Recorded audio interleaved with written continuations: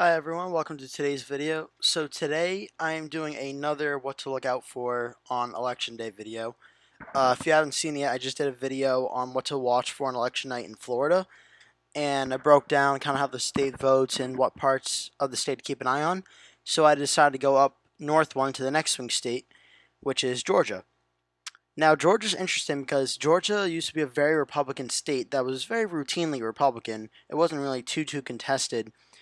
And then, kind of around the 2000s in particular, ever since the year 2000, it's been getting closer and closer. And the reason for that is there's been a lot of population growth in Atlanta, and that's mainly been the big reason for Georgia getting a lot closer. And I think in 2020, I think President Trump will still win the state of Georgia. However, I definitely see Georgia getting even closer, probably the closest margin to date that we've seen in the last 25 years or so. So before I get into the map, you can see up here, Trump beat Hillary Clinton 50.4 to 45.3 by about 5 points.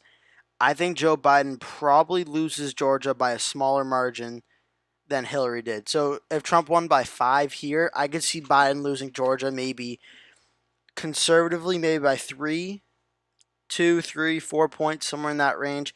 I think Biden overperforms Hillary, and we see Georgia getting closer and closer as we've seen trends ever since the election year 2000. So Georgia, for the Democrats, it's all about Atlanta. Atlanta, the biggest population growth for Democrats. This is where you keep an eye on. You want turnout very high here.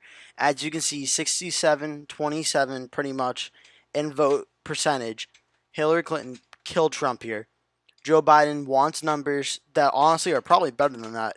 If Joe Biden could break 70% in Fulton County, where Atlanta is, that's very good news for him.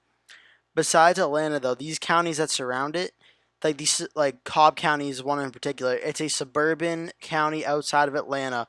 If Joe Biden's winning here, he's doing very well. The margin and the turnout depends.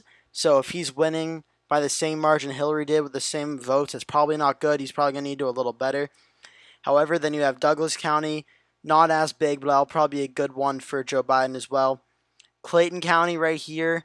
This isn't a suburb. This is kind of right on the outskirts of Atlanta, where Atlanta is. So that's going to go for Joe Biden as well. That'll be a big vote for him. Henry County. Now we're starting to get more suburban, getting more into the suburbs. Henry County. This will be a good suburban county for Joe Biden to try and win and beat President Trump in.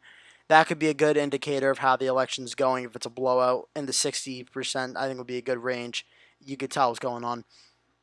DeKalb County, which is right next to Atlanta. Again, a lot of population, a lot of Democratic votes, 80-20 pretty much for Hillary over Trump. Look for Biden to get big population there.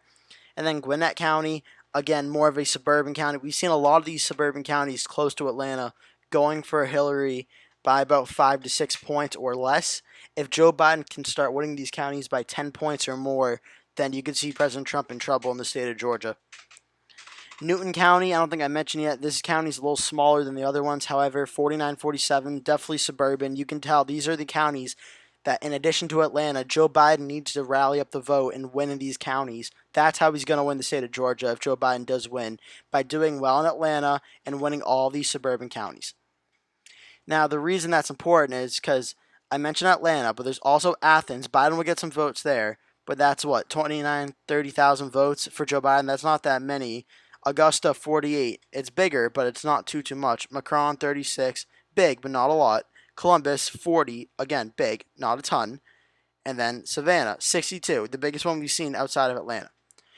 These cities are all going to go for Joe Biden, but Joe Biden cannot win in Georgia alone by just winning the city of Atlanta. He needs to win all the cities I just showed you, and this pocket here. He needs to win all these suburban counties, and if he can, he needs to pick off some more suburban counties for him to really have a chance. See, I'm showing you around the state. There's all these red counties. All of these are smaller, but they're all solidly Trump. Just going around this area, I haven't seen one that's like with under 52, 53%. All of these counties. See, here's one. Tiny County, Twiggs County, 50-48. That's close to what I've seen so far. All these red counties, they're tiny counties, but all these counties have a few thousand people. They all add up. that combined with the Trump vote that he will get from places like Atlanta, it's not much, but it's still 117,000 people. And then go to Augusta, that's 24, Athens 12, Savannah, that is 45, Columbus 26, and 24 Macron. All the Trump vote in the city, which is not much, but all the vote combined with all these red suburban counties, there are much more Republican counties in Georgia than Democratic counties are, which is why it's important for Joe Biden to do very well in the cities and then do very well in the suburbs. Because if Joe Biden can win the big suburbs around Atlanta and around Athens and Augusta and Savannah and Columbus and Macron, if Biden can win the suburbs, he has a realistic shot of flipping Georgia. The issue for Joe Biden is if he can't win the suburbs, for instance, 49-47. If Trump is winning in this county, he wins this county, that's going to be a pretty good sign that Biden's not getting the turnout in the suburbs that he needs to really make the state competitive. Biden needs to do well in these suburbs. President Trump needs to do well in the rural areas, probably even better than he did last time. Because I'm anticipating this time around there'll be more rural votes for Trump, but there'll be less suburban votes for him. So if Joe Biden does do better in the suburbs, President Trump needs to do better in the rural areas to counterbalance that. Otherwise, if he can't do that, Georgia could potentially be very close and maybe even possibly flip to Biden, depending on how much it turns out for Biden or Trump in the suburbs and the rural areas.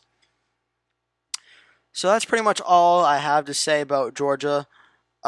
Georgia is kind of similar to Florida in the fact that there's a few big cities. I think Georgia's just on a more smaller scale.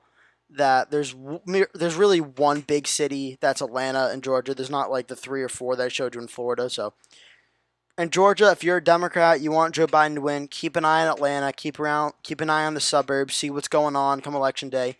And if you're a Trump fan and you want Trump to win, keep an eye on the suburbs as well. Keep an eye on the rural counties, and hope that the turnout in Atlanta and the bigger cities is low turnout.